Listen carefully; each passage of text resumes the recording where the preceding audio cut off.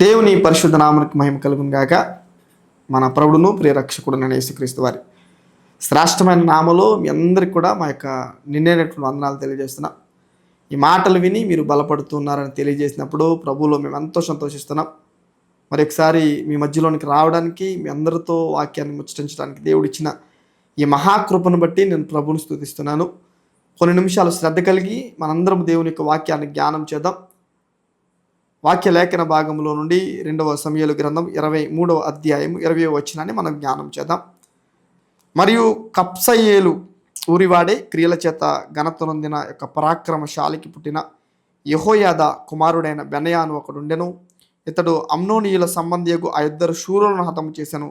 మరియు మంచు కాలమున బయలు వెడలి బావిలో దాగి ఉన్న ఒక సింహమును చంపివేశాను. చిన్న ప్రార్థన. మహాగణుడా, సర్వోన్నతుడా, కృపగలిగిన దేవ, శ్రేష్ఠుడా, ఉన్నతుడా, నీకు వందనాలు. ఈ సమయంలో ఎంతమంది బిడలైతే మాటలు వినుచున్నారో ప్రతి ఒక్క బిడతో మీరు మాట్లాడండి నాయన.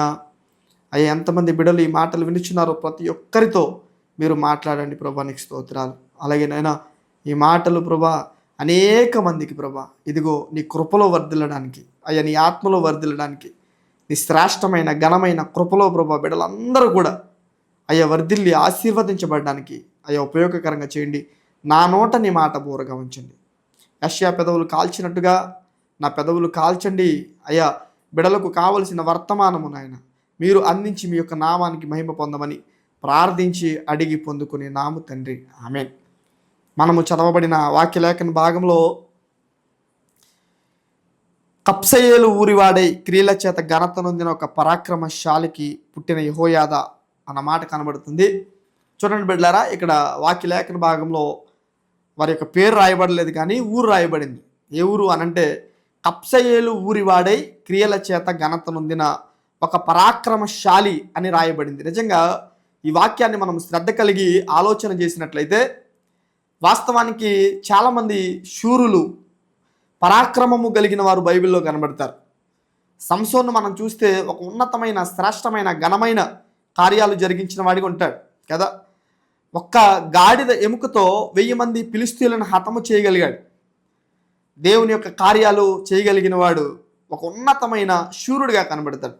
దావీదును కూడా మనము జ్ఞానం చేసినట్లయితే దావీదు కూడా సింహాన్ని చీల్చేశాడు, ఎలుగుబంటిని చంపాడు, గొలియాతుని హతం చేశాడు. వీరందరూ కూడా శూరులు అని మనం చదువుకున్నాం, యుద్ధ నేర్పరులు అని చదువుకున్నాం. కానీ ఇక్కడ మనకు కనబడుతున్న వ్యక్తి చూడండి, కప్సయేలు ఊరివాడై క్రియల చేత ఘనత నొందిన పరాక్రమశాలి. చూడండి బిడ్డారా, ఈ మాట చదివినప్పుడు నాకు చాలా సంతోషం వేసింది. దేని చేత ఘనత నొందిన పరాక్రమశాలి అనంటే క్రియల చేత ఘనత నొందాడట. క్రియలు అనగా మంచితనానికి సాదృశ్యంగా మనకు కనబడుతున్నాయి కదా. క్రియల చేత ఘనత నొందడం అంటే మామూలు విషయం కాదండి. క్రియల చేత ఘనత నొందడం అంటే అది మామూలు విషయం కాదు. చూడండి, మన యొక్క జీవితంలోనే మనము కొంతమందికి నచ్చుతాం, కొంతమందికి నచ్చాం. మంచి చేసినా, చెడు చేసినా, ఏమంటే ఏ విషయంలోనైనా మనము అందరికీ నచ్చాలని రూల్ ఏం లేదు. కానీ ఇక్కడ కప్సయేలు ఊరువాడు అనబడిన వ్యక్తి కోసం రాయబడిన మాట ఏంటో చూడండి, క్రియల చేత ఘనత నొందాడు. దావీదు కూడా కొంతమందికి నచ్చలేదు కదా. అబ్షాలోము అనబడిన కుమారుడికి నచ్చలేదు దావీదు, కాబట్టి దావీదుని చంపడానికి వెళ్ళాడు. ఏమండి, చూడండి బిడ్డలారా, ఇక్కడ క్రియల చేత అనేక మందితో మంచివాడు అనిపించుకోవడం కదా. దేవుని యొక్క వాక్యం చెప్తుంది, మనం మనుషుల దయందును దేవుని దయందును వర్ధిల్లాలి. బిడ్డలారా, ఇక్కడ ఈ కప్సయేలు ఊరువాడు అనబడిన వ్యక్తి దేని చేత ఘనత నొందాడు అని వాక్యం చెప్తుందంటే క్రియల చేత ఘనత. చూడండి, ఈరోజు మంచితనం అనేది చాలా ప్రాముఖ్యమైనది బిడ్డలారా. మంచితనం మనకు కావాలి. వీలైతే మంచి చేయాలి కానీ చెడు చేయకూడదు. ఇక్కడ కప్సయేలు ఊరివాడు అనబడిన ఈ వ్యక్తి చేసిన పనేమిటి అనంటే, ఏమండి, క్రియల చేత ఘనత నొందాడట. బిడ్డలారా, ఇక్కడ మనకి ముగ్గురు కనబడతారు. కప్సయేలు అనగా తాత, యెహోయాదా అనగా కుమారుడు, బెనయా అనగా మనవడు. చూడండి, వాక్య లేఖన భాగంలో ఒక మాట ఉంటుంది కదా, తండ్రులు ద్రాక్ష కాయలు తిన్నప్పుడు పిల్లల పళ్ళు పులిశాయి. మనము మంచి కార్యాలు చేస్తే ఆశీర్వాదాలు ఎలా వస్తాయని దేవుడు చెప్పాడో, అలాగే మనము చెడు కార్యాలు చేసినప్పుడు మన యొక్క పాపములు కూడా పిల్లల మీద ఏలుబడి చేస్తాయి. ఇక్కడ కప్సయేలు ఊరివాడు అయిన ఈ వ్యక్తి కోసం దేవుడు ఒక మంచి సాక్ష్యం ఇస్తున్నాడండి. ఏంటా సాక్ష్యము అనంటే క్రియల చేత ఘనత నొందాడు. మంచి పనుల చేత ఘనత నొందాడట. చూడండి, మంచితనము అనగా బలమున్నా సరే దేవుని కోసం మనం తగ్గించుకోవడం. దేవుడు అంటాడు మీరు తగ్గించుకోవాలి. యేసుక్రీస్తు ప్రభువుల వారు కూడా చాలా బలమైన వాడు కదా, శక్తి కలిగిన వాడు కదా. ఆయన ఎంత ఉన్నతమైన దేవుడు అంటే చనిపోయి 4 దినాలు సమాధిలో లాజరు పెట్టబడినప్పుడు యేసయ్య లాజరు నువ్వు బయటికి రమ్మన్నప్పుడు లాజరు వెంటనే బయటకు వచ్చాడు. ఎంత శక్తి కలిగిన దేవుడు చూడండి ఆయన. మరి ఇలాంటి శక్తి కలిగిన దేవుడిని ఒకరోజు సిలువ వేసి గొల్గొతా కొండ నుండి బయలుదేరిన ప్రయాణం ఏమన్నా చూడండి బిడ్డలారా, దేవునిని తీసుకెళ్తూ ఉంటే బిడ్డలారా చూడండి, ఆయన ఏమాత్రం కూడా మాట్లాడలేదట. బొచ్చు కత్తిరించి వాని ఎదుట గొర్రె అలా మౌనంగా ఉంటుంది. యేసుక్రీస్తు ప్రభువుల వారు అలా మౌనంగా ఉన్నారు. కారణం ఏంటో చెప్పిన, బలం లేక కాదు, శక్తి లేక కాదు, ఆయన తన యొక్క బలాన్ని మన కోసం ఉపయోగించారు. పిలాతు అడుగుతాడు, అయ్యా నోరు తెరవేంటి, నువ్వు పాపం చేసావంటున్నారు అందరూ, నువ్వు పాపం చేసావని అంటున్నారు, నేను శిక్షించడానికైనా రక్షించడానికైనా నాకు అధికారం ఉంది కాబట్టి నువ్వు నోరు తెరు అని అడిగితే యేసుక్రీస్తు ప్రభువుల వారు అన్నమాట ఒకటే, ఒకవేళ నేను ఇప్పుడు నోరు తెరిస్తే మాట్లాడడానికి నీకు మాటలు రావన్నాడు. అంటే ఎంత శక్తి కలిగిన దేవుడు చూడండి. ఒకరోజు పాపము చేసిన స్త్రీ మీద అందరు రాళ్ళేస్తున్నప్పుడు ఈ వ్యక్తి పాపం చేసింది, చనిపోవాలంటే యేసయ్య అంటాడు నిజమే, పాపం చేసిన వాళ్ళు చచ్చిపోవాలి, భూమి మీద ఉండే అధికారం లేదు, కానీ మీలో పాపము చేయని వాడు ఎవడో ముందు రాయండి అన్నాడు దేవుడు. అంటే మనకు దేవుడు నేర్పినది ఏమిటి అనంటే ప్రేమను నేర్పాడు ఆయన, శాంతిని నేర్పాడు ఆయన కదా. వస్త్రాలు లేని వారికి వస్త్రాలు ఇమ్మన్నాడు ఆయన. ఈరోజు చాలామంది ఉంచుకునేవారు, ఆ స్థితిలో మనం ఉండకూడదు. దేవుడు మనకిస్తే ఖచ్చితంగా లేని వారికి ఇవ్వాలి బిడ్డలా. ఇక్కడ దేని చేత ఘనత నొందాడంటే ఈ కప్సయ్యలు ఊరివాడే నీ వ్యక్తి క్రియల చేత. క్రియలు అనగా ఏమిటి? వస్త్రాలు లేని వారికి వస్త్రాలు ఇచ్చాడు, ఆహారం పెట్టాడు కదా, దేవుని కోసం ప్రయాసపడ్డాడు. కాబట్టి ఈ వ్యక్తి కోసం రాయబడింది ఈయన పరాక్రమము కలిగిన వాడు. ఎందులో? క్రియల చేత. నిజంగా చెప్తాను, అందరికంటే గనుడు ఈయన. కారణం ఏంటో చెప్పన, అందరూ బలము చేత ఏమండి శక్తి చేత గనుడు, బలవంతుడు, శూరుడు అనిపించుకున్నారు, కానీ ఈ యొక్క కప్సయ్యలు ఊరివాడైన ఈ వ్యక్తి మాత్రం క్రియల చేత. ఈరోజు చాలామంది క్రియలు లేవు. వాక్యం చెప్తుంది కదా, క్రియలు లేని విశ్వాసం మృతం, చచ్చిపోయిన వారితో సమానం. మీరు విశ్వాసం లేకపోతే, విశ్వాసం ఉండాలి. విశ్వాసంతో పాటుగా దేవుని మనం ఎలా ఆరాధిస్తున్నామో, ఎలా స్తుతిస్తున్నామో, ఎలా గణపరుస్తున్నామో బిడలారా, మనము దేవుని యొక్క వాక్యాన్ని చదవడం కాదు, కానీ భక్తిలో ఆ యొక్క క్రియల ద్వారా దేవుని గణపరచాలి. కాబట్టి ఇక్కడ కప్సయ్యలు ఊరివాడని ఈ వ్యక్తి క్రియల చేత ఘనత పరిచాడు కదా దేవుని క్రియల చేత ఘనపరచడం ద్వారా, దేవుని యొక్క మాట వినడం ద్వారా, దేవుని యొక్క పని చేయడం ద్వారా చూడండి, దేవుడు తనకు ఒక మంచి కుమారుని ఇచ్చాడు. ఆయన పేరేమిటి అనంటే యెహోయాదా. చూడండి బిడ్డలారా, తండ్రి ఏమో క్రియల చేత దేవుని ఘనపరిచాడట, పరాక్రమశాలి అనిపించుకున్నాడట. ఇక మీకు అర్థం కావడానికి ఒక మాట చెప్పాలంటే, నిజంగా తను చేయలేని పని కూడా దేవుని కోసం చేయడానికి ముందుకెళ్ళేవాడు. తను చేయలేని మంచి కూడా దేవుని కోసం చేయడానికి ముందుకెళ్ళేవాడు. వాస్తవానికి తనకు శక్తికి మించిన ప్రయాణమైన, ప్రభు కోసమైనా ప్రజల కోసమైనా మంచి చేయడానికి వెనకడుగు వేయని వ్యక్తి ఎవరైనా ఉన్నారు అనంటే కప్సయ్యలు ఊరివాడైన వ్యక్తి. ఈ వ్యక్తిని చూస్తూ పెరిగాడు యెహోయాదా. యెహోయాదా అనగా దేవుని యొక్క వాక్యం. చూడండి బిడ్డారు, ఆ పేరుకి అర్థం ఏమిటానంటే దేవుడు చూచును అని అర్థం అనమాట. చూడండి ఎంత మంచి పేరు పెట్టాడు కుమారునికి. దేవుడు చూస్తాడయ్యా నిన్ను, నువ్వు మంచి చేసినా చూస్తాడు, చెడు చేసినా చూస్తాడు. ఖచ్చితంగా దేవుడు నిన్ను చూచే దేవుడు అని పేరు పెట్టాడు. చూడండి బిడ్డారా, తండ్రి మంచి పనులు చేశాడు కాబట్టి, తండ్రి దేవునికి ఇష్టడుగా ఉన్నాడు కాబట్టి, కుమారుడు కూడా దేవునికి ఇష్టడుగానే బ్రతికాడు. ఎంత దేవునికి ఇష్టడుగా బ్రతికాడు అనంటే బిడ్డలారా, తనకు కూడా కుమారుడు పుట్టాడు యెహోయాదాకి. యెహోయాదా కుమారుడి పేరు బెనయా.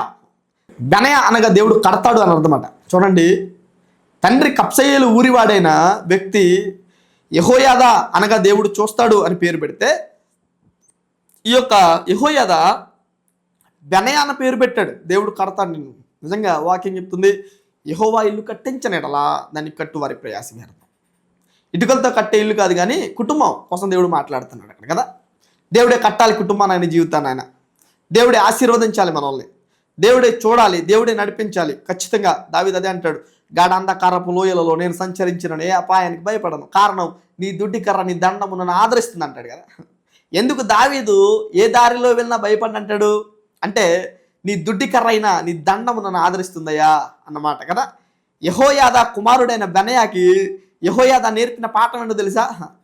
ఇదిగో బెని, దేవుడు ఖచ్చితంగా నిన్ను చూస్తాడు, నిన్ను ఆశీర్వదిస్తాడు, నేను బలపరుస్తాడు. నువ్వు వేసే ప్రతి అడుగు కూడా దేవునికి నువ్వు ఖచ్చితంగా భయపడి అడుగు వేయాలి. యేసుక్రీస్తు ప్రభువుల వారు కూడా దేవుని దయందును మనుషుల దయందును వర్ధిల్లాడట ఆయన. అలాగే యెహోయాదా కూడా బెనయానాల పెంచాడు. కాబట్టి ఇక్కడ చూడండి బిడ్డలారా, మనకి ముగ్గురు కనబడతారు. మొదటిగా తండ్రి ఎవరైనా అంటే కప్సయేలు ఊరివాడు. రెండవదిగా యెహోయాదా అనగా కప్సయేలు ఊరివాడైన తనకు పుట్టిన కుమారుడు కదా.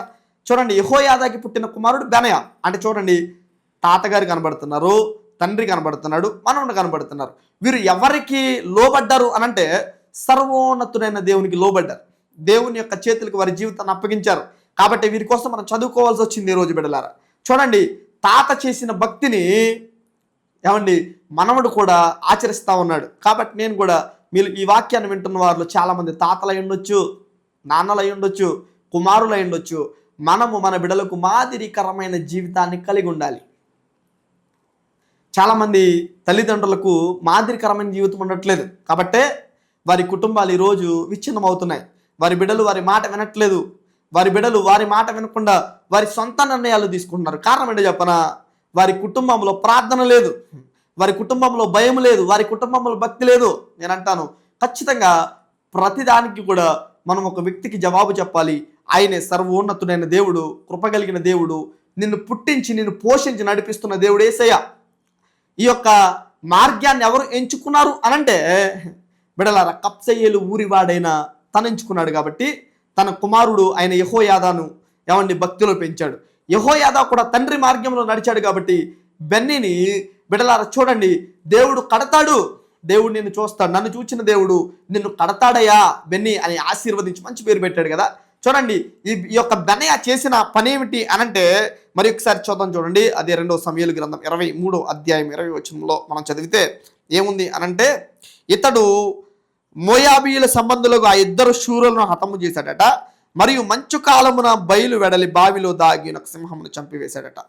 ఇంకను అతడు సౌందర్యవంతుడైన ఒక ఐగుప్తిని చంపివేశాడట. చూడండి బిడ్డలారా, ఎందుకు ఈ యొక్క బెనయా ఈ 3 సాహస కార్యాలు చేశాడో మీకు చెప్తాను. చూడండి, మనం ఏదైనా చెయ్యాలి అనంటే ఖచ్చితంగా మనము వారి దృష్టిలో పడాలా. చూడండి, చక్కగా చదివామనుకోండి ఒక టీచర్ దృష్టిలో మనం పడతాం కదా. మంచి భక్తి చేసామనుకోండి సేవకుని దృష్టిలో పడతాం. అలాగే నీ యొక్క కుటుంబాన్ని నీవు దేవుని కోసం గడితే వీరి దృష్టిలోకి వెళ్ళడం కాదు కానీ దేవుని దృష్టిలోకి వెళ్తాం కదా. యోబును మనం చూస్తే యోబు సాతాను కోసం సాక్ష్యం ఇస్తాడు కదా. సాతాను దేవుని యొక్క మందిరానికి వెళ్ళిపోయినప్పుడు నువ్వు ఎక్కడి నుంచి వచ్చావని దేవుడు అడిగితే సాతాను చెప్తుంది, ఇదిగో నేను భూమి మీద అటు ఇటు తిరుగుతూ దేవదూతలు నీ యొక్క స్థలానికి సన్నిధికి వచ్చే సమయంలో నేను వాటితో పాటు కలిసి వచ్చానంటే దేవుడు అంటాడు, నా భక్తుడైన యోబు సంగతి ఆలోచించవా, అతడు యథార్థవంతుడు, నీతివంతుడు, న్యాయవంతుడై చెడుతనమును విసర్జించాడు, భూమి మీద అలాంటి నరుడు ఎవ్వరు లేరు అని చెప్పి దేవుడు సుమారు కొన్నిసార్లు సాతానుకు దేవుడు యోబు కోసం సాక్ష్యం ఇచ్చాడు. కారణం అంటే చెప్పన, యోబుని చూస్తే దేవుడికి ముచ్చటేసిందండి. యోబుని చూస్తే దేవునికి ప్రేమ వచ్చిందండి. యోబుని చూస్తే దేవునికి ఒక మంచి ఉన్నతమైన ప్రేమ కలిగింది. కారణం అంటే చెప్పన, యోబు చెడుతనాన్ని విసర్జించి బ్రతికాడు. దేవుడు అదే చెప్తాడు, నీకు నాకు కూడా చెడుతనాన్ని విసర్జించండి, పాపాన్ని మీరు తీసివేసుకోండి, జీవితంలో పాపము అనబడిన మాలిన్యాన్ని కడుక్కోండి, వాక్యము ద్వారా ప్రార్థన ద్వారా మీరు నాకు దగ్గరికండి. కాబట్టి ఖచ్చితంగా నేను మిమ్మల్ని ఆశీర్వదిస్తానని దేవుడు చెప్తుంటే ఈరోజు లోకములో అనేక మంది కలిసిపోయి లోకానుసారమైన జీవితానికి అలవాటు పడి దేవుని యొక్క దీవెనలు పొందుకోక వారి యొక్క జీవితాలను వారి నాశనం చేసుకోవడం మనం చూస్తాం బిడ్డలారా. కానీ యవనస్తుడైన బెనయా దేవుని యొక్క కార్యాలు విడిచిపెట్టిన వాడు కాదు. తాతను గుర్తు చేసుకున్నాడు, తండ్రిని గుర్తు చేసుకున్నాడు. బిడ్డలారా, తను కూడా అలాంటి భక్తిని చేస్తా ఉన్నాడు. చూడండి, అమ్నోనీయులను ఇద్దరు శూరులను చంపినప్పుడు బావిలో దాగి ఉన్న సింహాన్ని చంపినప్పుడు చూడండి బిడ్డలారా, ఎవరి దృష్టి బెన్నీ మీద పడింది అనంటే దావీదు దృష్టి పడిందట. దావీదు మామూలు వ్యక్తి కాదు కదా. దావీదు ఒక ఉన్నతమైన శ్రేష్టమైన దేవుని పనివాడు కదా, దేవుని యొక్క ఆత్మతో నింపబడినవాడు కదా. యుద్ధ శూరులు అందరూ భయపడుతుంటే దావీదు మాత్రము ఈ సున్నతి లేని ఫిలిష్తీయుడు ఏపాటివాడు అని మాట్లాడడం మనం చూస్తాం కదా గొలియాతు విషయంలో. అందరూ భయపడి పారిపోతుంటే ఇశ్రాయేలు అందరూ, కానీ దావీదు అంటాడు, నేను రోషము కలిగిన దేవుని నేను ఆరాధిస్తున్నాను. ఈ యొక్క సున్నతి లేనివాడు, దేవుని కృప లేనివాడు, దేవుని యొక్క బలము లేనివాడు ఏపాటివాడు? నిజంగా ఉండడానికి చాలా బలంగా ఉన్నాడు. అదే బలం అంటే లోక బలము దేవుని ముందు పనిచేయదండి. ఈ లోక జ్ఞానము దేవుని దృష్టికి వెర్రితనము అనే వాక్యం చెప్తుంది కదా. కాబట్టి వెర్రితనము కలిగిన బలాన్ని కలిగి ఉన్నాడు గొలియాతు. కాబట్టి బిడ్డలారా, దావీదు అంటాడు, దైవ బలం కలిగి, ఇదిగో పైకి కనపడుతున్న బలాన్ని చూసి మీరు మోసపోవద్దు, కానీ నాకు లోపల దేవుని యొక్క అభిషేకము బలం ఉంది అని చెప్పి గొలియాతుని చంపేశాడు. కారణం ఏంటో చెప్పన, ఒక మంచి ఉన్నతమైన శ్రేష్టమైన భక్తి చేయగలిగిన వాడు. అన్నలందరూ కూడా యుద్ధ నేర్పరులైతే తను మాత్రం గొర్రెలు మేపుకున్నాడు కదా. గొర్రెలు మేపుకునేటప్పుడు కూడా భక్తిని మర్చిపోలేదు. గొర్రెలు మేపుకునేటప్పుడు దేవుని మర్చిపోలేదు. తండ్రి లేనప్పుడు, అన్నలు లేనప్పుడు, గొర్రెలే తప్ప ఇక వేరే ప్రపంచము దావీదుకు లేనప్పుడు దావీదు సితార వాయిస్తూ దేవుని స్తుతించాడు. కాబట్టి దేవుని యొక్క ఆత్మ దావీదు మీద ఏలుబడి చేసింది. ఈరోజు చాలామంది కుటుంబాల్లో దేవుని ఆత్మ లేదండి, దేవుని యొక్క కృప లేదండి. సాతాను ఏలుబడి చేయడం మనం చూస్తాం. సాతాను యొక్క క్రియలు ఏలుబడి చేస్తున్నాయి. కారణం ఏంటో చెప్పనా, మన జీవితంలో ఆరాధన లేదు, మన జీవితంలో ప్రార్థన లేదు. దేవుడు ఎందుకో ఏమండి, ఈ మాటలు నీకోసమే దేవుడు తెలియజేస్తున్నాడు. బిడ్డ, ఈసారి నువ్వు మారాలి అని దేవుడు ఆలోచన చేస్తున్నాడు. చూడండి, నిన్ను ఎంత ప్రేమిస్తున్నాడో తెలిసి ఆయన తన యొక్క అరచేతులలో నిన్ను చెక్కుకున్నాడట. ఆయన ఎంత గొప్ప దేవుడు అండి. పేరు పెట్టి నేను పిలిచాను అన్నాడు, నీవు నా సొత్తు అన్నాడు. ఆయన ముదిమి వచ్చే వరకు నేను ఎత్తుకుని ముద్దాడుతానని దేవుడు చెప్పాడు. ఎంత గొప్ప దేవుడు మనం కలిగి ఉండి కూడా దేవుని యొక్క ప్రేమను పొందుకోకుండా ఇంకా జీవితాలు ఆశీర్వాదం వైపుగా నడవకుండా ఉండడానికి కారణం ఏంటో చెప్పనా, మన జీవితంలో దేవుని యొక్క కృప ఏలుబడి చేయట్లేదు. దావీదు జీవితంలో ఏమి ఏలుబడి చేసింది అనంటే దేవుని యొక్క ఆత్మ, దేవుని యొక్క కృప, దేవుని బలము, దేవుని యొక్క క్షేమము ఏలుబడి చేయటం ద్వారా ఏమండి ఈ లోక జ్ఞానము ఆయన అనబడిన వెర్రితనాన్ని ఏమండి గొలియాతును హతం చేశాడు కదా. అద్భుతమైన కార్యాన్ని దేవుడు చేశాడు. చూడండి, మామూలు వ్యక్తి ఏం కాదు దావీదు. దేవుని యొక్క ప్రేమ పొందుకున్నాడు కదా. దావీదు నష్టానుసారమైన మనుషుడని దేవుడు సాక్ష్యం ఇచ్చాడు కదా. ఎంత గొప్ప దావీదు దేవుని యొక్క ప్రేమను పొందుకుని దేవునితో మంచి సాంగత్యాన్ని కలిగిన దావీదు ఎవరిని కోరుకున్నాడు చెప్పనా, బెనయాన్ని కోరుకున్నాడట. హల్లెలూయా. బెనయాన్ని కోరుకోవడం అంటే మామూలు విషయం కాదు. దావీదే దేవుని చేత ఏర్పాటు చేయబడ్డాడు, దేవుని ప్రేమను పొందుకున్నాడు. చిన్నప్పటి నుండి ఆటుపోట్లు అన్నీ తెలిసినవాడు దావీదు. చూడండి, ఈ దావీదు యొక్క కృప చూపు ఎవరి మీదకి వెళ్ళిందనంటే బిడలారా దావీదు మీదకి వెళ్ళింది. కాబట్టి దావీదట అక్కడ కనబడ్డారు మనకి ఆ 30 మందిలో గనులుగా ఎంచబడ్డారట. చూడండి, వాక్య లేఖన భాగంలో మనం చూద్దాం.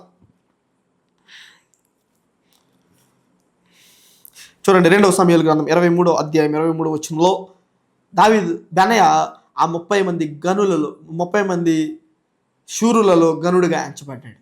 30 మంది యుద్ధ వీరులలో గనుడిగా ఎంచబడ్డాడు. 30 మందిలో గనుడిగా ఎందుకు ఎంచబడ్డాడు బెనయ అనంటే చూడండి బిడ్డలారా, ఆయన చేసిన కార్యాలు ఎవరు చూశారు అనంటే దావీదు చూశాడు బిడ్డలారా.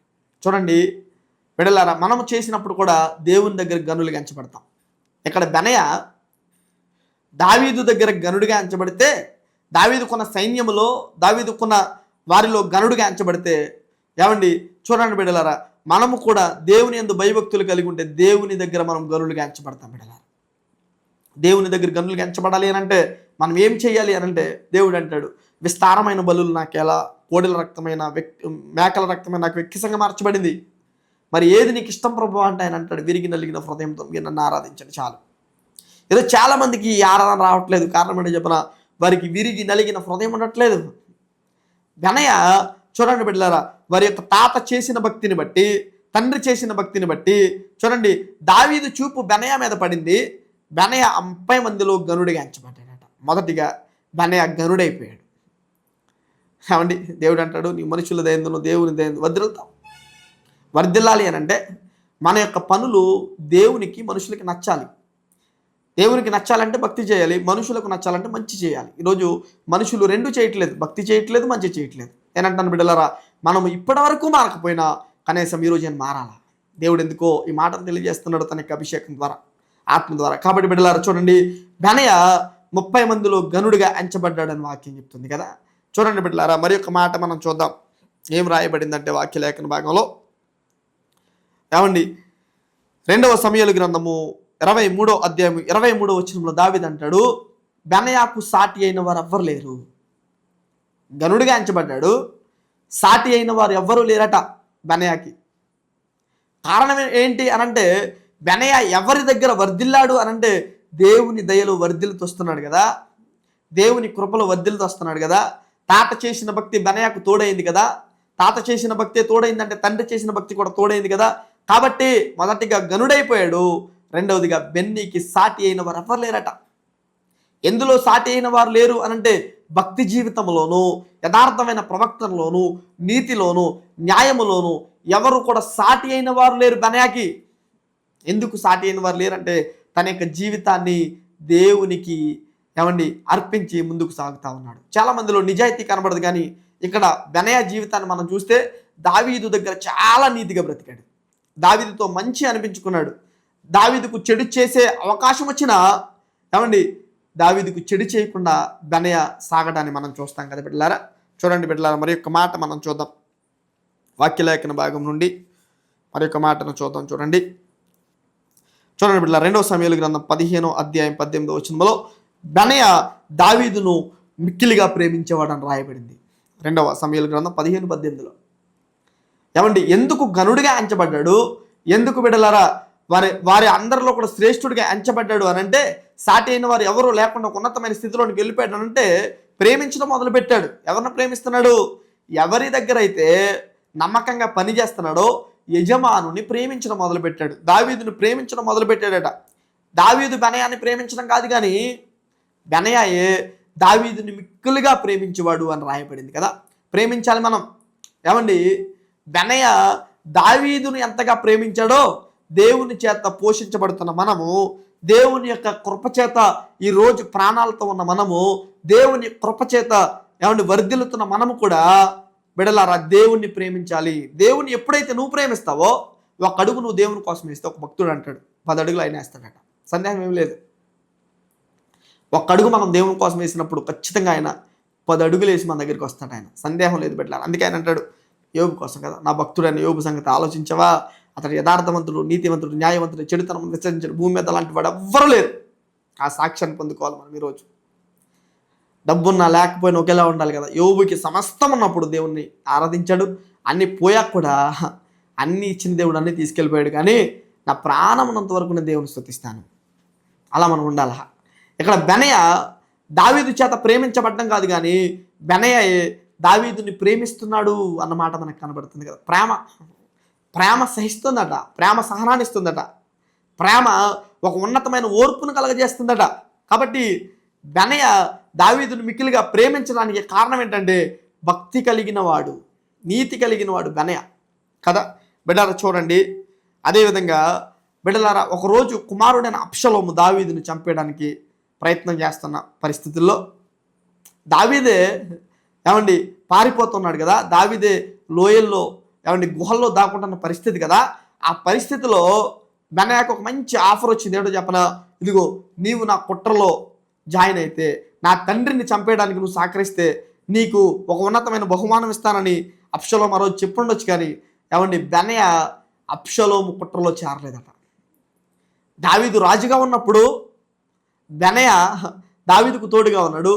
బెనయా ప్రాణభీతితో దావీదు పారిపోతూ ఉన్నా, అధికారము లేకపోయినా, దావీదుకు పవర్ లేకపోయినా చూడండి కుమారుడైన అబ్షలోముతో చేతులు కలపలేదు. ఎంత అద్భుతమైన ప్రేమ అండి ఇది. లోక సామెత ఉంటుంది కదా, బెల్లం చుట్టూ ఈగలు అన్నట్టుగా డబ్బు చుట్టూ మనుషులు ఉంటారు, అధికారం చుట్టూ మనుషులు ఉంటారు. కానీ ఇక్కడ బెనయా దావీదునకు అధికారం లేకపోయినా, దావీదు ప్రాణ భీతితో భయపడుతున్నా, ఒకవేళ దావీదుతో బెనయా ఉంటే బెనయా ప్రాణానికి హాని అని తెలిసిన బెనయా మాత్రం అబ్షలోముతో చేతులు కలపలేదు.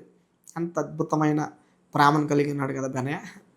ఒక మంచి విశ్వాసంలో మనకి బెనయా కనబడతాడు కదా. విశ్వాసంలో ఈనాటి క్రైస్తవులకు ఒక బెనయా ఒక మంచి ఉన్నతమైన ఉపమానంగా చెప్పొచ్చు మనం. కారణం ఏంటో చెప్పనా, బెనయా అధికారం ఉన్నప్పుడు, డబ్బు ఉన్నప్పుడు దావీదు పక్కన ఉన్నాడు, ఏమీ లేనప్పుడు కూడా దావీదు పక్కనే బెనయా ఉన్నాడు. కాబట్టి దావీదు ఎంత ప్రేమించాడో చూడండి. 2వ సమూయేలు గ్రంథము 20:23 వచనంలో రాయబడింది, బెనయా దావీదు దేహ సంరక్షకునిగా నియమించబడ్డాడట. అంటే ఎంత నమ్మాడు దావీదు బెనయా అంటే, తన యొక్క దేహం అంతటి మీద ఎవరికి అధికారం ఇచ్చాడు అనంటే బెనయాకి. కారణం ఏంటి, అధికారం ఉన్నప్పుడు బెన్ని నాతో ఉన్నాడు, అధికారం లేకపోయినా నాతో ఉన్నాడు, నేను పారిపోతున్నప్పుడు కూడా నాతోనే ఉన్నాడు బెనయా. కాబట్టి నా ప్రాణమునకు బెనయా ఒక మంచి ఉపకారి అని చెప్పి దావీదు కోరుకుని బెనయాకి ఒక మంచి అధికారం ఇచ్చాడు. ఇదిగో ఈ రాజ్యం మీద కాదు, కానీ నా దేహం మీద నీకు అధికారం ఇచ్చేస్తున్నాను. ఎందుకు బెనయా దావీదుకు అంత ప్రియమైన వాడైపోయాడు అనంటే, బెనయాలో భయం ఉంది. ఏ భయం అంటే దేవుని యొక్క భయం. బెనయాలో ఏముంది అనంటే విశ్వాసం ఉంది, బెనయాలో సిన్సియారిటీ ఉంది. ఈరోజు చాలామందికి భక్తిలో సిన్సియారిటీ తగ్గిపోయింది బిడ్డలా. యథార్థంగా భక్తి చేయాలన్నాడు దేవుడు. నీ మాట అవునంటే అవును, కాదంటే కాదు అని దేవుడు అన్నాడు కదా. కానీ ఈరోజు చాలామంది మాటలు అలా లేవండి. మందిరంలో ఒకలా, బయట ఒకలా కాదు. దేవుడు అంటాడు ఎప్పుడు ఒకలా ఉండాలి, మీరు చల్లగానైనా వెచ్చగానైనా ఉండండి, కానీ నులివెచ్చకుండొద్దు. మరి చాలామంది క్రైస్తవులు ఈరోజు దిగజారిపోవడానికి కారణం ఏంటో చెప్పనా, ఆత్మీయ స్థితిలో పడిపోవడానికి కారణం ఏంటో చెప్పనా, వారి జీవితంలో ఏమీ లేదు అనంటే విశ్వాసం లేదు, వారి జీవితంలో నిజాయితీ లేదు, సిన్సియారిటీ లేదు. భక్తిలో సిన్సియారిటీ కావాలి. అక్కడ పేతురు అయ్యగారు చెరసాల్లో వేయబడ్డప్పుడు సంఘం సిన్సియారిటీగా ప్రేయర్ చేస్తుందట. ప్రభువా మా సేవకు బయటకు రావాలయ్యా అని ప్రార్థన చేస్తుంటే వారు ఎంత సిన్సియర్గా ప్రార్థన చేశారో దేవుడు చెరసాల గోడలను పగలగొట్టి పేతురును బయటికి తీసుకొచ్చాడు. హల్లెలూయా! ఎంత అద్భుతమైన దేవుడైనా, ఎంత శక్తి కలిగిన దేవుడైనా, ఎంత ప్రేమ కలిగిన దేవుడైనా. చూడండి, చెరసాల గోడలు పగిలిపోయాయి కదా, ఎరుకో గోడలు పగిలిపోయాయి, ఎర్రసముద్రం 2 పాయలుగా మార్చబడిపోయింది కదా, చనిపోయిన వారు తిరిగి లేచారు. ఎంత అద్భుతమైన దేవుడు అండి ఆయన. ఈరోజు ఈ దేవునికి అసాధ్యమైనది ఏముంది? ఆయన అంటాడు కదా, నాకు అసాధ్యమైనది ఏమైనా ఉన్నదా? అబ్బా, ఎంత అద్భుతమైన దేవుడు. మరి ఎంత ఉన్నతమైన దేవుని కలిగి ఉండి కూడా దేవుని యొక్క ప్రేమను పొందుకోలేకపోతున్నారేంటి? ఎంత శ్రేష్టమైన దేవుని కలిగి ఉండి కూడా, ఎంత అద్భుతమైన దేవుని ఆరాధిస్తూ కూడా మీరు దేవుని యొక్క కృపను పొందుకోలేకపోవడానికి కారణం ఏమిటనంటే భక్తులు సిన్సియారిటీ లేదు. కాబట్టి బెన్నీలో మనకు కనబడుతున్న మంచి బెస్ట్ క్వాలిటీ అని చెప్పిన సిన్సియర్గా వర్క్ చేస్తున్నాడు దావీదు దగ్గర. కాబట్టి దావీదు తన యొక్క దేహ సంరక్షకునిగా తనకి అధికారం ఇచ్చేసినట్టు మనం చూస్తాం కదా. ఎంత అద్భుతమైన కార్యాలండి బెన్నీ పట్ల దేవుడు చేశాడు. బెనయ ఎందుకు ఇంత ఆశీర్వదించబడ్డాడు అనంటే బిడలారా, బెనయ మొదటి నుండి కూడా ఏమండి దావీదునకు బెనయ ఒక ప్రియమైన వానిగా మార్చబడ్డానికి కారణం బెనయాకి దావీదు అప్పగించిన పని బెనయ నమ్మకంగా చేయడం కదా. చూడండి, ఒకరోజు అబ్షలోము అంటాడు నేను రాజు అయిపోతాను, దావీదు అంటాడు నువ్వు కాదు రాజు అయ్యేది, సొలొమోను అవ్వాలి. ఒక మంచి ఫైట్ జరుగుతుంది, అక్కడ మంచి వార్ జరుగుతుంది. ఆ వార్లో దావీదేమో సొలొమోన్ని రాజుగా చేయాలని, అబ్షలోమేమో నేనే రాజు అయిపోవాలని. చూడండి, సొలొమోను రాజయ్యే బాధ్యత కూడా ఈ దావీదు బెనయాకు అప్పగించాడు. చూద్దాం వాక్యలేఖన భాగంలో మాట ఎక్కడుందో చూడండి ఒకసారి. వాక్యంలో చూడండి ఒకసారి. మొదటి రాజుల గ్రంథము 1వ అధ్యాయం 38-40 వచనంలో మనకు కనబడుతుంది ఆ మాట కదా. సొలొమోను రాజయ్యే వరకు కూడా, సొలొమోను పట్టాభిషక్తుడయ్యే వరకు కూడా బెనయ తోడుగా ఉన్నాడు అన్నమాట కనబడుతుంది మనకి. ఈ బాధ్యత ఎవరికి అప్పగించాడు దావీదు అనంటే ఏమండి చూడండి బిడ్డలారా, అక్కడ కొంతమంది కనబడతారు, అందులో ప్రముఖుడిగా బెనయ కనబడతాడు. ఎంత అద్భుతమైన కార్యం చూడండి బిడ్డలారా, ఎంత శ్రేష్టమైన కార్యాన్ని దేవుడు చేస్తూ ఉన్నాడో చూడండి. దావీదుకి ఎంత నమ్మకం బెనయ పట్ల ఎందుకు వచ్చేసిందయ్యా అనంటే బెనయ సిన్సియారిటీ. నేనంటాను ఈ లోకంలో మానవునిగా పుట్టిన దావీదే బెనయ మీద ఎంత నమ్మకం పెట్టుకున్నాడు. కారణం ఏంటో చెప్పనా, బెనయ సిన్సియారిటీగా చేస్తున్న పని దావీదుకు నచ్చింది. నేను కూడా ఈరోజు లోకములో నమ్మకంగా మీరు కూడా భక్తి చేయగలిగితే, లోకములో నమ్మకంగా నిజాయితీగా బ్రతుకుట క్రీస్తే చావైతే మేలు అని పౌలు అన్నట్టుగా మీరు కూడా బ్రతకగలిగితే మీ జీవితాలు మార్చడానికి సమర్థుడైన దేవుడు ఆయన. ఎలాంటి పరిస్థితులైనా మార్చేస్తాడు ఆయన, ఎలాంటి అప్పులైనా తీరుస్తాడు ఆయన, ఎలాంటి అనారోగ్యానైనా బాగు చేయగలిగిన దేవుడు ఆయన, ఎలాంటి మనశ్శాంతి లేని పరిస్థితులనైనా శాంతి భద్రతా రూపంలో తీసుకొచ్చేస్తాడు. సందేహం ఏం లేదు. ఆయన శక్తి కలిగిన దేవుడు కదా, ఉన్నతమైన దేవుడు కదా, పరిశుద్ధుడైన దేవుడు కదా, ప్రేమ కలిగిన దేవుడు కదా, అత్యుత్తమమైన అధికారము కలిగిన శ్రేష్టమైన ఉన్నతమైన దేవుని యొక్క నామాన్ని కలిగిన వాడు కదా. ఇంత ఉన్నతమైన దేవుని మీరు కలిగి ఉండి కూడా ఈరోజు ఆశీర్వదించబడకపోవడానికి కారణం ఏంటో చెప్పనా, మన భక్తి జీవితం సరిలేదండి. దావీదు అంటాడు నేను చేయవలసిన పని నీకు అప్పగిస్తున్నాను బెనయ, నా కుమారుడైన సొలొమోను రాజు కావాలి, దానికి నీవే ఏమండి ఈ పని చేయాలి అని చెప్పి అప్పగించడం మనం చూస్తాం. ఎంత అద్భుతమైన కార్యం అండి. అంటే కుమారుని యొక్క ప్రాణాలు ఎవరి చేతిలో పెట్టాడు దావీదు అంటే బెనయ చేతిలో. ప్రాణం ఉన్నంత వరకు కూడా బెనయ కోసం పోరాడతాడన్న నమ్మకం ఎవరికి ఉంది అనంటే దావీదునకు ఉంది అని మనం చూడగలుగుతాం బిడ్డలారా. చూడండి బిడ్డలారా, అదేవిధంగా మొదటి రాజుల గ్రంథము 2వ అధ్యాయము 24-25 వచనాల్లో చూడండి, అక్కడ రాయబడింది సొలొమోనుకు అడ్డుగా ఉన్న శత్రువులను తొలగించాడట. ఎంత అద్భుతమైన మాట అండి. రాజుగా పట్టాభిషక్తుని చేయడమే కాదండి, ఒకవేళ ఈ సొలొమోనుకి ఎవరి వలన ప్రాణహాని ఉందో తెలుసుకుని బెనయ వారిని తొలగించేశాడు. ఎంత జ్ఞానమో చూడండి. ఈరోజు మనకు కూడా ఒకరి వల్ల ఏముంది అనంటే ప్రాణహాని ఉంది. ఎవరైనా అనంటే సాతాను వల్ల. ఈరోజు ఆ సాతాన్ని మనం తీయలేకపోతా ఉన్నాం, సాతాన్ని తొలగించలేకపోతా ఉన్నాం. సాతానికి ఫుల్గా అధికారం ఇచ్చేసి దేవుని దగ్గరికి వచ్చి ప్రభువా ప్రభువా ప్రభువా ప్రభు అని పిలుస్తాం. అందుకే వాక్యంలో ఒక మాట ఉంటుంది కదా, ప్రభువా ప్రభువా ప్రభువా అని పిలిచి ప్రతివాడు పరలోక రాజ్యం చేరడు. నువ్వు పరలోక రాజ్యం చేరాలి అనంటే దేవుని చేత రక్షించబడాలి కదా. యెషయా గ్రంథంలో ఒక మాట ఉంటుంది కదా, రక్షింపనేరకుండా నా స్థాలు కృచి కాలేదు, విననేరకుండా ఉన్నట్లు నా చెవులు మందం కాలేదు, మీరు చేసిన పాపాలు దోషాలు మీకు నాకు మధ్య అడ్డుగా ఉన్నాయన్నాడు దేవుడు. బిడ్డలారా, అడ్డును తీసేసుకోవాలి.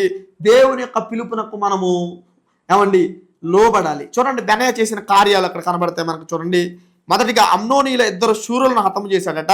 రెండవదిగా మంచు కాలమున బావిలో దాగిన సింహాన్ని చంపేశాడట. సౌందర్యము గల యొక్క ఐగుప్తిని చంపివేశాడట. ఎంత అద్భుతమైన మాటలు ఇక్కడ మనకు కనబడతాయి చూడండి బిడ్డలారా. మొదటిగా బెనయ చేసిన పనేమిటి అనంటే మంచు కాలమున బావిలో దాగిన సింహాన్ని చంపేశాడు. చూడండి, అక్కడ 2 అమ్నోనీలను చంపేసిన తర్వాత బెనయ చేసిన పనేమిటి అనంటే మంచు కాలమున బావిలో దాగిన సింహం. చూడండి, పేతురు భక్తుడు అంటాడు, గర్దించు సింహం వల్ల అపవాది ఎవరిని మృంగుదామా అని చెప్పి ఉన్నట్టుగా మనకు కనబడుతుంది కదా. ఈ సింహం ఎవరికి సాదృశ్యంగా ఉంది అనంటే సాతానుకి. బెనయ చేసిన కార్యం ఏమిటి? మంచు కాలమున దాగి ఉన్న బావిలో దాగిన సింహాన్ని చంపేశాడట. చూడండి, జాగ్రత్తగా ఆలోచన చేయండి, వినండి బిడ్డలారా. మంచు కనబడని పరిస్థితి కదా. ఈ కనబడని పరిస్థితుల్లో సింహము బెనయ దగ్గరికి రావడం కాదండి. దావీదు సింహాన్ని చంపేశాడు. ఎప్పుడు? గొర్రె పిల్లల్ని నోటితో ఖర్చుకుని పట్టుకెళ్ళిపోతున్నప్పుడు చంపాడు. సంసోను కూడా చంపాడు. కారణం ఏంటంటే సంసోను ఆ మార్గాన్ని వెళ్తున్నప్పుడు సింహం కనబడింది. ఒకవేళ సింహాన్ని చంపకపోతే ఖచ్చితంగా సంసోనికి ప్రాణహాని ఉండొచ్చు. కానీ ఇక్కడ బెనయ మాత్రం చేసిన కార్యం ఏంటంటే సింహము దగ్గరికి వెళ్ళి చంపేశాడు. బావి అనగా ఆ రోజుల్లో బావిలు ఎలా ఉంటాయి మీ అందరికీ తెలుసు కదా. ఒక లోయల, ఒక గుంటలా ఉన్న పరిస్థితుల్లో ఉదయాన్నే ఏమి కనపడకపోయినా అడుగులో అడుగు వేసుకుంటూ సింహం దగ్గరికి వెళ్ళి ఆ సింహానికి డౌట్ రాకుండా దాని దగ్గరికి వెళ్ళి చంపేశాడు. చూడండి, మనము కూడా సాతానును చంపాలి. సాతాను నీ దగ్గరకు రావడం కాదు, సాతానికి నువ్వు భయపడడం కాదు, సాతాను నిన్ను చూసి పారిపోవాలి. బెనయ ఆ సింహముతో ఏ హాని లేకపోయినా దాగి ఉన్న సింహాన్ని చంపేశాడట. అలాగే ఈరోజు విచ్చలవిడిగా తిరుగుతున్న సాతాను చంపాలి మనం. అక్కడ బెనయ దాగి ఉన్న సింహాన్ని చంపేశాడు. మనము విచ్చలవిడిగా తిరుగుతుంది సాతాను ఈరోజు ఎవరిని మింగుదామా అని చెప్పి. భక్తిలో ప్రార్థన చేసుకుంటే పడేస్తుంది కదా, మందిరానికి వెళ్తుంటే పడేస్తుంది కదా, కుటుంబంలో శాంతి లేకుండా చేస్తుంది కదా.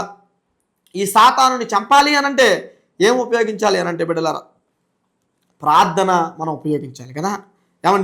అమ్నోనీయులను ఆయన 2 శూరులను చంపేశాడు. రెండోదిగా మంచు కాలమున బావిలో దాగిన సింహాన్ని చంపేశాడు. సౌందర్యవంతుడైన ఐగుప్తిని చంపేశాడు బిడ్డలారా. చూడండి, ఇక్కడ అమ్నోనీయులు దేనికి సాదృశ్యంగా ఉన్నారు అనంటే సంఖ్యాకాండము 25వ అధ్యాయము 1-2 వచనాలు మనం చూసినట్లయితే ఆ సంఖ్యాకాండంలో అమ్నోనీయులు దేనికి సాదృశ్యంగా కనబడతారంటే విగ్రహారాధన, వ్యభిచారానికి సాదృశ్యంగా కనబడతారు మనకి. కాబట్టి ఇక్కడ మొదటిగా దేన్ని చంపేశాడు బెనయ అనంటే విగ్రహారాధన చంపేశాడు. ఇక దేన్ని చంపేశాడంటే వ్యభిచారాన్ని, పాపాన్ని చంపేశాడు. చూడండి బిడ్డారా, ఇక్కడ కనబడుతుంది కదా మనకి సంఖ్యాకాండం 25:1-2 మీరు చూసినట్లయితే అక్కడ చాలా క్లియర్గా రాయబడింది. అక్కడ వ్యభిచారం కనబడుతుంది, విగ్రహారాధన కనబడుతుంది. కాబట్టి ఈ అమ్నోనీయులను దేనికి హతము చేశాడయ్యా బెనయ అనంటే వ్యభిచారాన్ని అనగా పాపాన్ని విగ్రహారాధన చంపేసినట్టుగా మనకు కనబడుతుంది. రెండోదిగా బావిలో దాగిన సింహం సాతానికి సాదృశ్యంగా ఉంది కదా. మూడోదిగా సౌందర్యవంతుడైన ఐగుప్తిని చంపేశాడు అని వాక్యం చెప్తుంది. ఈ సౌందర్యవంతుడైన ఐగుప్తుడు దేనికి సాదృశ్యంగా ఉన్నాడు అనంటే సౌందర్యము అనగా లోకం కదా. యేసుక్రీస్తు ప్రభుల వారు కూడా 40 దినాలు పగలు రాత్రి ఉపవాసం ఉన్నప్పుడు ఆయన సాతాను చేత శోధించబడుతున్నప్పుడు లోకమంతా సాతాను చూపించి బిడ్డలారా చూడండి, లోకమంతా నాదే, నేను నీకు ఇస్తానని చెప్పి యేసయ్యకి చూపించినట్టు మనం చూస్తాం కదా. కాబట్టి లోకము చాలా సౌందర్యవంతంగా కనబడుతుంది కదా. కాబట్టి ఐగుప్తి అనగా లోకమే. అక్కడ భక్తి లేదు. ఇశ్రాయేల్ ప్రజలు ఉన్నప్పుడు వారిని హింసించారు, వేదన పెట్టారు, బాధలకు గురి చేశారు కదా. మోషే వెళ్ళి అనేకమైన అద్భుతాలు చేసినా అక్కడ ఉన్న నదులన్నీ నీరుగా మార్చబడిన, సముద్రం నీళ్ళుగా మార్చబడిన, వారు చేస్తున్న ప్రతి పనిలో దేవుడు వారికి వ్యతిరేకతను తీసుకొచ్చిన, లోకములు ఏమాత్రం మార్పు లేదు. కాబట్టి కదా ఎర్ర సముద్రం వరకు వచ్చిన ఫరో సైన్యము, ఫరో ఎర్ర సముద్రంలో మృతి చెందడం మనం చూస్తాం. లోకాన్ని దేవుడు వర్ధిల్లనివాడు. లోతు కూడా లోకంలో ఉన్నాడు కదా. సొదొమ గొమొర్రాలో. అక్కడ లోకమంతా సుభిక్షంగా ఉందండి, పచ్చగా ఉందండి, తినడానికి తిండి ఉందండి, తాగడానికి నీళ్ళు ఉన్నాయి, అన్నీ ఉన్నా సరే దేవునికి ఇష్టం లేదు, ఏమీ లేదంటే అక్కడ భయం లేదు. చూడండి, చాలామంది అనుకుంటారు చాలా కాలం బ్రతికేస్తానులే, నాకు తినడానికి సమృద్ధిగా ఉంది, నా కుటుంబం మీద హ్యాపీగా ఉంది, నా జీవితానికి ఏమీ డోకాలేదు అనుకుంటాం. నేనంటాను, ఏ రోజు ఏమి సంభవిస్తుందో మనకు తెలియదు. మొదటిగానేమో అమ్నోనీయులు దేనికి సాదృశ్యంగా ఉన్నారని చెప్పుకున్నాం మనం అంటే విగ్రహారాధనకి, వ్యభిచారానికి. రెండవదిగా సింహము దేనికి సాదృశ్యంగా ఉందంటే అపవాదికి. మూడవదిగా ఐగుప్తి దేనికి సాదృశ్యంగా ఉందంటే లోకానికి. ఈ బెన్ని చేసిన 3 సాహసకార్యాలు చూడండి. ఏమండి, వ్యభిచారాన్ని చంపేశాడు, విగ్రహారాధన చంపేశాడు, ఏమండి, రెండవదిగా ఆయన సాతానుని చంపేశాడు, మూడవదిగా సౌందర్యవంతుడైన ఐగుప్తుడు లోకాన్ని చంపాడు. కాబట్టే ఏమండి, ఈ బెనయ దావీదు చేతులు సుభిక్షంగా వర్ధిల్లాడు. దావీదు చేతిలో సుభిక్షంగా వర్ధిల్లిన ఈ బెనయాకే దేవుడు ఎంత మంచి పేరిస్తే, నేనంటాను, దేవుని చేతిలో నువ్వు వర్ధిల్లగలిగితే, దేవుని యొక్క మాట విని దేవుని చేతిలోనికి నువ్వు రాగలిగితే ఖచ్చితంగా దేవుడు నిన్ను ఎంత ఆశీర్వదిస్తాడు, ఎంత బలపరుస్తాడు, ఎంత ఉన్నతమైన స్థితిలోనికి ఆయన నిన్ను తీసుకెళ్తాడు. ఆలోచన చేసావా? కాబట్టి ఈ లోకం మీద ఆశ పెట్టుకోవద్దు. దేవుడు ఎటు నడిపిస్తే అటు నడవాలి. దేవుడు ఎలా భక్తి చేయమంటే అలా భక్తి చేయాలి. దేవుని యొక్క చిత్తానికి మన జీవితాన్ని విడిచిపెట్టాలి. దేవుడు మెట్టగా ఉన్న స్థలాలను సరాలము చేసి నడిపిస్తాడు. మన ఇల్లు బండ మీద కడతాడు ఆయన, సందేహం లేకుండా ముందుకు నడిపిస్తాడు ఆయన. నమ్మువానికి సమస్తమును సాధ్యమైన వాగ్దానం చేసిన దేవుడు కదా, శ్రేష్ఠుడైన దేవుడు కదా, ఉన్నతమైన దేవుడు కదా, బలవంతుడైన దేవుడు కదా. ఏమండి, ప్రయాసపడి భారము మోయించిన సమస్త జనులారా మీరు నా ఎదుకు రండి, నేను మీకు విశ్రాంతినిస్తాను అని మాట్లాడిన గొప్ప దేవుడు కదా. ఈ దేవుని మీరు ఆరాధించగలిగితే, ఈ దేవుని యందు నమ్మకంగా ఉండగలిగితే ఖచ్చితంగా ఆయన నీ కోసం నా కోసం ఒక మంచి బహుమానాన్ని దాచించాడు. అందుకే ప్రకటన గ్రంథంలో ఆయన అంటాడు, వాని క్రియలు చొప్పున జీతాన్ని పట్టుకొస్తున్నాను. గిఫ్ట్. ఆ గిఫ్ట్ నువ్వు పొందుకోవాలంటే, ఆ బహుమానం పొందుకోవాలంటే ఈ రోజు నుంచి అయినా బెనయ దావీదు దగ్గర నమ్మకంగా ఉంటేనే దేవుడు మంచి పేరు ఇచ్చాడు. ఏమండి, దావీదును బెనయ ప్రేమిస్తుంటే, ఏమండి, దావీదు దేవునికి ఇష్టానుసారమైన మనుషుడు కాబట్టి దావీదును బట్టి బెనయాను దేవుడు అంచెలంచెలుగా వృద్ధి చేసుకుంటూ వచ్చాడు. ఎక్కడా కూడా బెనయ ఫెయిల్ అవ్వలేదు భక్తిలో, ఎక్కడా కూడా బెనయ ఫెయిల్ అవ్వలేదు విశ్వాసంలో, ఎక్కడా కూడా బెనయ దేవుని మాట దావీదు మాట తప్పలేదు బిడలారా. కాబట్టి అద్భుతమైన శ్రేష్టమైన జీవితాన్ని, ఒక మంచి కిరీటాన్ని, పౌలు అంటాడు, మంచి పోరాటం పోరాడాను, నా పరుగు తుదముట్టించాను, ఇక మీదట నా కొరకు నీతి కిరీటం ఉంచబడింది. అలాగే బెనయ కూడా దేవుని కోసం, ఏమండి, దావీదు కోసం చాలా శ్రమపడ్డాడు. కాబట్టి ఈరోజు మంచి సాక్ష్యాన్ని బెనయ కలిగి ఉన్నాడు. మొదటిగా ఏమండి, అమ్నోనీయులు అనగా మనం చెప్పుకున్నాము విగ్రహారాధన పాపము అని చెప్పి, వ్యభిచారం అని చెప్పుకున్నాం. రెండవదిగా సింహము సాతాను అని చెప్పుకున్నాం. మూడవదిగా ఐగుప్తు లోకం అని చెప్పుకున్నాం. ఈ మూడింటిని జయించాడు కాబట్టి దేవుని దృష్టిలో ఒక ఉన్నతమైన వ్యక్తిగా మార్చబడ్డాడు కదా. ఇష్టానుసారమైన దావీదు ఎలాగైతే దేవుని చేత ప్రేమించబడ్డాడో బెన్నీ కూడా అదే విధంగా ప్రేమించబడ్డాడు. అలా నీవు కూడా ప్రేమించబడాలి అని అంటే లోకంలో ఉన్న పాపాన్ని, నీ యొక్క యవ్వనేచ్ఛలను చంపేయాలి ఈరోజు. అప్పుడు దేవుడు అద్భుతంగా నీ జీవితాన్ని మార్చగలడు, నీ జీవితాన్ని వృద్ధిలోనికి తీసుకురాగలడు, నిన్ను అభివృద్ధి చేయగలడు. ఆయన మోడుబారిపోయిన జీవితాలను చిగురింప చేయగలిగిన దేవుడు ఆయన. ఆయన కృప నీలో ఉండాలి అనంటే బెనయాల నీవు కూడా దేవునికి విశ్వాసంగా జీవించు. ఖచ్చితంగా దేవుడు నిన్ను ఉన్నతమైన స్థితిలోనికి నడిపించడానికి సమర్థుడు అన్న మాటలు తెలియజేసి ఈ నా మాటలు ముగిస్తున్నాను. బిడ్డలారా, ఈ మాటల చేత మీరందరూ కూడా ఆదరించబడ్డారని నేను నమ్ముచున్నాను. చిన్న ప్రార్థన చేసుకుని ఈ మాటలు ముగించుకుందాం. చిన్న ప్రార్థన. సకల ఆశీర్వచనాలకు కారణభూతుడా మా ప్రియ పరలోకపు తండ్రి, ఎంత ఉన్నతమైన దేవుడువో, ఎంత శ్రేష్ఠుడైన దేవుడు, ఎంత గొప్ప దేవుడువో అయ్యా. ఈ సమయంలో మనం మాట్లాడావు అయ్యా. బెనయాలో ఉన్న 3 అయ్యా కార్యాల ద్వారా ఎంత అద్భుతంగా దావీదుకు దగ్గరయ్యాడో, దావీదు ద్వారా నీ చేత ఎంత ప్రేమించబడ్డాడో అయ్యా. ఏ వాటిని బెనయ హతము చేశాడో మాతో మాట్లాడారు కదా అయ్యా. ఈ మాటలు వినిచిన ప్రతి బిడ్డను మీరు ఆశీర్వదించండి, బలపరచండి అయ్యా. రోగులుగా ఉన్న వారిని స్వస్థపరచండి. ఎవరికి నాయన ఏ అవసరత అయితే ఉందో నజరేయుడైన యేసు నామములో ప్రతి ఒక్క అవసరత తీర్చండి అయ్యా. బిడ్డలందరితో మీరు మాట్లాడినందుకు వందనాలు అయ్యా. ఈ మాటలు వీక్షిస్తున్న ప్రతి బిడ్డతో అయ్యా నీ కృపను దయచేయండి ప్రభా. ఈ ప్రార్థనలు ఎంతమంది బిడ్డలైతే ఏకీభవించారో ప్రతి బిడ్డకు ప్రభా అయ్యా బెనయాలాంటి కృపను, బెనయాలాంటి భక్తిని, బెనయాలాంటి విశ్వాసాన్ని దయచేయమని ప్రార్థించి అడిగి పొందుకొని నాను తండ్రి, ఆమేన్. దేవుడు మిమ్మల్ని దీవించి ఆశీర్వదించి బలపరచును గాక. My God bless you all. Amen.